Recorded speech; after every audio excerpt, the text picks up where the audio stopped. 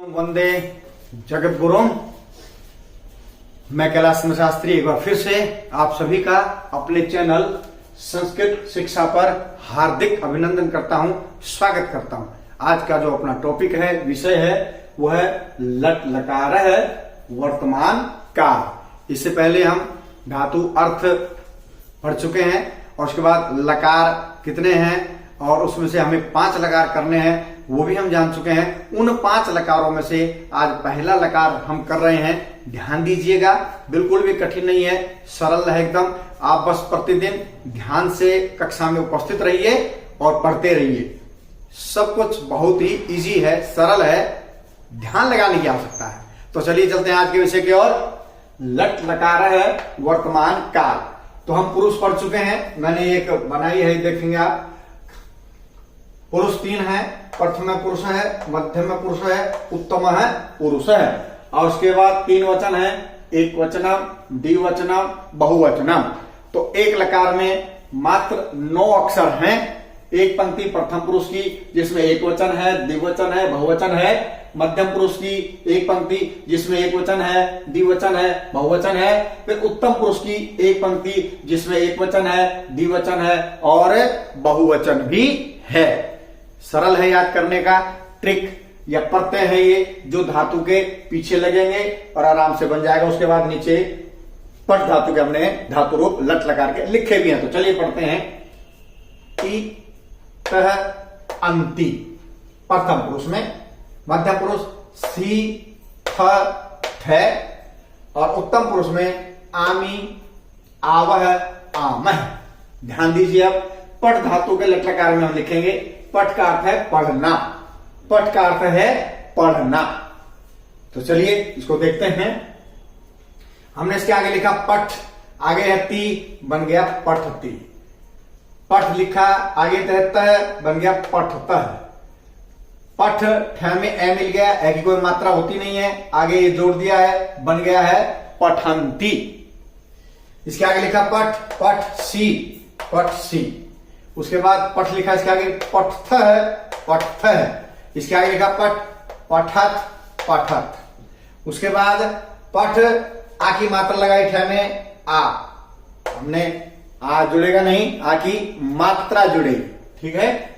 तो पठ आ की मात्रा मी, पठामी। पठ आ की मात्रा वह, पठावह। पठ आ की मात्रा मह, पठामह। फिर देखते हैं ती तह अंति, सी थ थ आमी आवह आमह। पठ धातु के लट लकार में धातु क्या बनेंगे?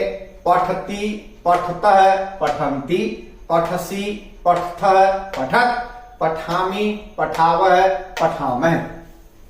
जान लेते हैं। उत्तम पुरुष में हमने क्या बताया था? उत्तम पुरुष होते हैं 3। कौन से वाला? ध्यान दीजिएगा। अहम एक वचन में, द्विवचन में आवाम, बहुवचन में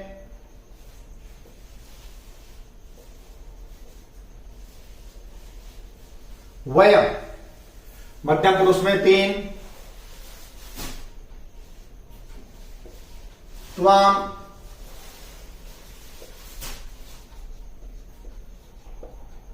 युवाम, यूयम।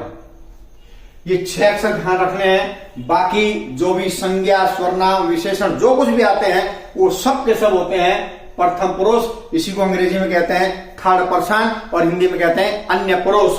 यानी कि यह है वक्ता, यह है श्रोता और ये वो है जिसके विषय में बातचीत हो रही होती है। मैं हूं वक्ता यानी कि उत्तम पुरुष, आप लोग सुन रहे हैं मध्यम पुरुष यानी कि श्रोता, और जिसके विषय में हम बात करते हैं वो होता है प्रथम पुरुष, अन्य पुरुष या थर्ड पर्सन।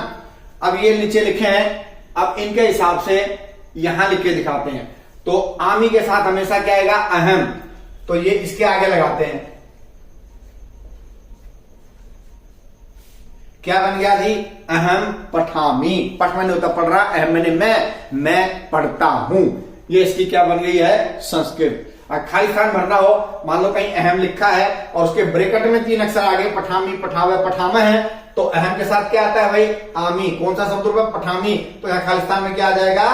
पठामी। अहम पठामी। और मान लो कहीं पठामी लिखा हुआ है और उसके खालिस्तान में इधर ये खालिस्तान हमने भरना है, तो उसमें क्या होगा? ब्रैकेट में लिखा होगा अहम आवाम वयम, तो उसमें खालिस्तान में पठामी है, उसके लिए क्या आना चाहिए? अहम। तो यहां पर क्या आ जाएगा? अहम। तो अहम अगर पठामी खालिस्तान लिखा हुआ तो उसके ब्रैकेट में अहम आवाम वयम लिखा मिलेगा, उसमें से हमने अहम लिखना है। अहम है, उसके आगे खालिस्तान है, तो ब्रैकेट में लिखा हुआ है जो भी पठामी, पठावे, पठामे, तो अहम के साथ आता है आमी, इसलिए बनेगा अहम पठामी। समझ रहे हैं ना? तो ऐसे ही समझते रहिए, जानते रहिए। इसी तरह यहां पर क्या आ जाएगा? आवाम। यहां पर क्या आएगा? वयम। अहम पठामी, आवाम पठावह, वयम पठामह। हो गया जी। अब इधर का देखते हैं। पठसी, सी से पहले क्या आएगा? त्वम। ये त्वम ही आएगा हमेशा जहां भी सी होगा, और कोई शब्द आ ही नहीं सकता है। तो त्वम पठसी, ये खालिस्तान में क्या बनेगा इसका? पठसी। त्वम के आगे खाली रहता पठसी आएगा, 3 अक्षर कुछ भी लिखे हो। त्वम के साथ हमेशा क्या आएगा? सी। और इसी तरह पठथ के साथ क्या आएगा? युवाम। और पठत के साथ क्या आएगा? यूयम। और उसके बाद बाकी जितने भी अक्षर हैं, इन 6 अक्षरों को छोड़ करके यदि वो एक है तो एक वचन में आएगा, यानी कि यहां पर आएगा। मान लो यहां पर है एक वचन में राम है, तो क्या लिख देंगे? राम है पठती। मान लो 2 के लिए है,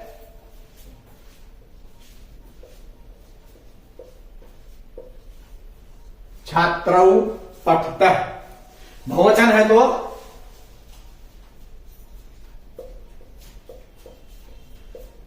छात्रः पठन्ति। एकदम सरल है। रिक्त स्थान में भरने भी मैं सिखा दिए हैं आपको, कैसे रिक्त स्थान, खालिस्तान इसके भरे जाते हैं। तो लट लकार समझता हूं कि आपको समझ में आ गया होगा। आप चाहें तो इसका स्क्रीनशॉट भी ले सकते हैं। तो चलिए एक बार फिर से पढ़ते हैं। ती तह अंति, सी थ थ, आमी आवह आमह।